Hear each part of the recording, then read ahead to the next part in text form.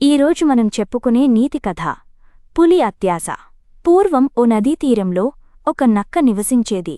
దానికి కొంగతో స్నేహం కుదిరింది. అది నక్కకు ఆ చేపలను ఇచ్చేది. నక్క వాటిని బాగా కాల్చేది. ఆ రెండూ ఎంచక్క తినేవి. ఒకరోజు అక్కడికి ఒక పెద్ద పులి వచ్చింది.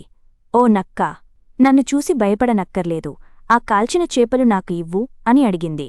అది అయిష్టంగానే ఇచ్చింది. పులి వాటిని తిని వెళ్ళిపోయింది. మళ్ళీ రెండో రోజు కూడా అదే సమయానికి వచ్చింది. నక్క కాల్చిన చేపలు ఇవ్వక తప్పలేదు.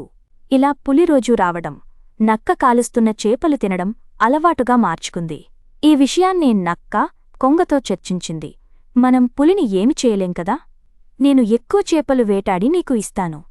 అప్పుడు కొన్ని పులికి ఇచ్చి మిగిలినవి మనం తినవచ్చు అంది.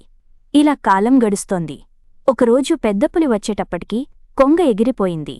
నాకు కొంగ మాంసం తినాలని ఉంది, దాన్ని నువ్వే నాకు కాల్చి ఇవ్వాలి, లేకపోతే నిన్ను చంపేస్తాను అని పులి నక్కతో అంది. రోజూ అది చేపల్ని వేటాడి ఇవ్వడం వల్లనే మీకు వాటిని కాల్చి ఇవ్వగలుగుతున్నాను. ఇప్పుడు ఆ కొంగని చంపేస్తే ఎలా అని నక్క వేడుకుంది. అయినా పులి వినలేదు.